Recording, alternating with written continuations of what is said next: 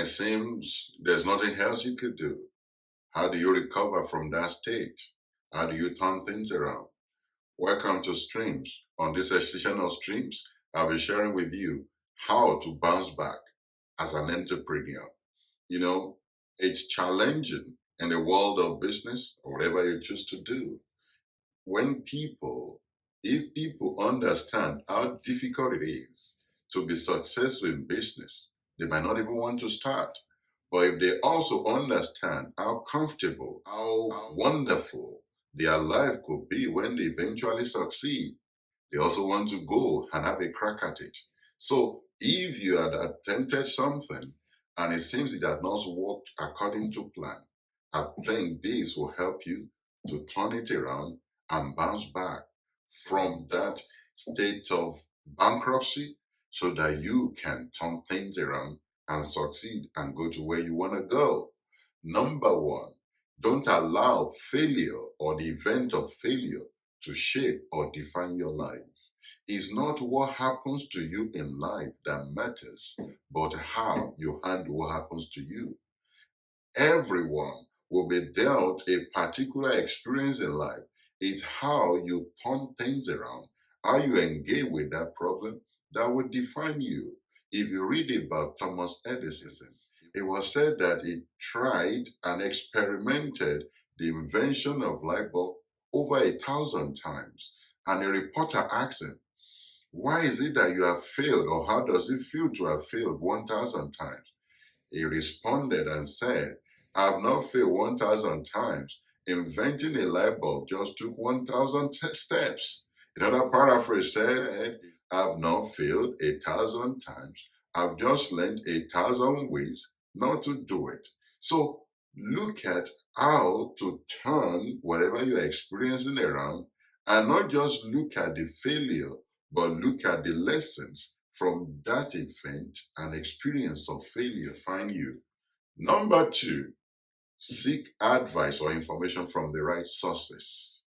Very many times people would like a pity party and talk to people that will cuddle them and validate why they failed, why they thought they couldn't have succeeded, to explain to them how difficult that field is.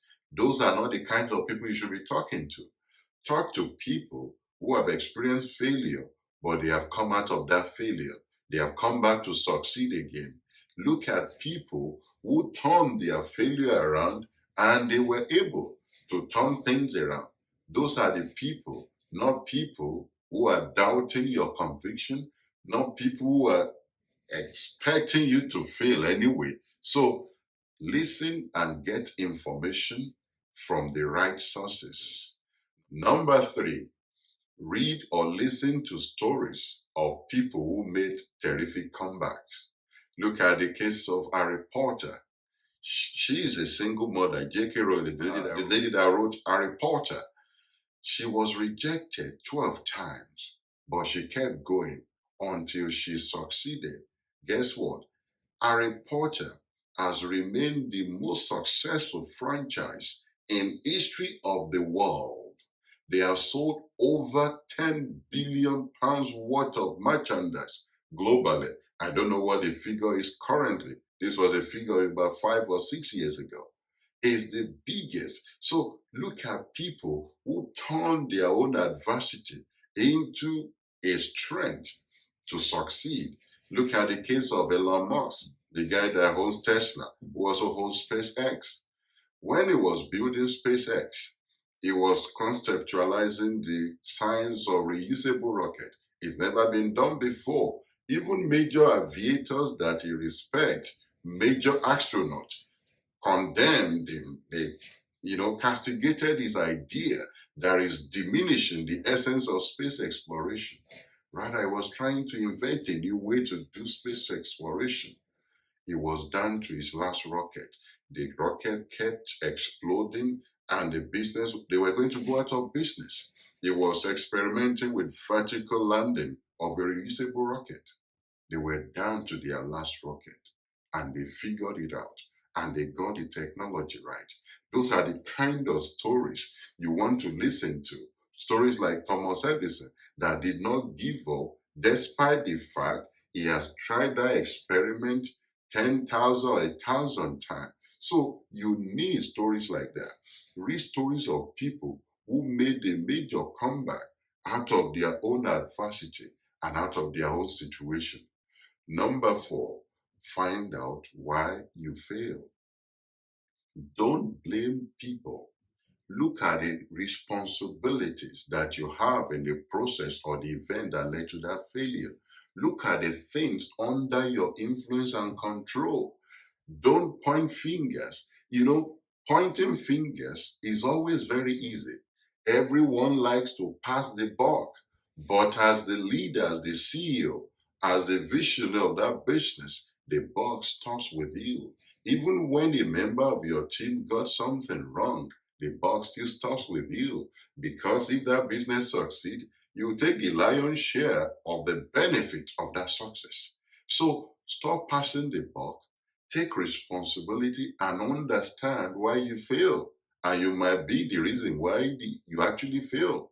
Because very many times, CEOs are the bottlenecks of major problems in their own business. So understand why you fail. If you know of this heavyweight boxing champions, Anthony Joshua, for example, he's had all the belts, or most of the belts, except WBC.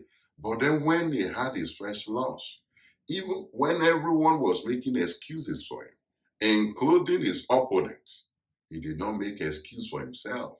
He said, I just need to accept that I have lost and then come back and do what is right. And within 6 months, he came back and is back on top of the world.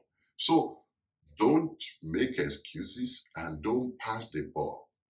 Understand that the ball stops with you. Number 5, understand that you are not as bad or as good as you think. If you understand that you are not as bad as you think, it will allow you not to be judgmental or put yourself under unnecessary condemnation as to why you have never been good enough, why they have always said you are not going to succeed, and then begin to regurgitate negative aspects of your experience. And if you also understand that you are not as good as you think, it will allow you to be humble and to continuously innovate and keep improving on your craft, because there's no end to learning. You need to learn, unlearn, and relearn. You need to improve every inch of the day. You need to improve on your craft, get better at whatever you are doing so that you can stay ahead of the curve. I've done some videos which will come up at the end of this video on innovation and resourcefulness. All these materials will help you to improve on whatever you are doing. Number 6, be prepared to fail again. Failure or failing as an event is not a final act in itself. Like we said in the beginning, is how you respond to them. I mentioned SpaceX, Elon Musk earlier. Could you believe just last week they were improving on their rocket delivery models and they lost a rocket? But that is an event. You are prepared for it now. They know it's going to happen again in the future and they must be ready to respond to it. If you confront failure, rather being afraid of failure, be prepared to fail and to surmount experiences of failure. Even if you are succeeding now in your business, in your vision, be prepared that everything could go horrid, things could go wrong, but once you are prepared that things could go wrong, it doesn't take you unawares. It's when you are backing off, when you are afraid of failure, that events of failure tries to define you. So look at these materials. Look at the areas you need to continuously prepare yourself. You are not as bad as you think, and you are not as good as you think. Seek advice from the right sources. Read stories of people that can further encourage you and make you steadfast in your own journey. By the time you explore these angles of how to bounce back, whether you are succeeding, whether your business is going down, or whether you are down and out, or you are even filing for bankruptcy, you can still bounce back. And don't forget, if this is useful for you, share with your loved ones, share with your team, and look at how to make the necessary adjustment.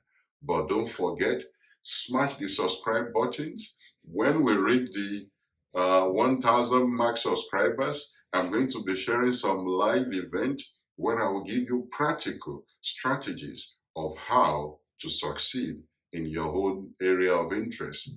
Thank you for watching, and I'll see you on the next episode. Bye.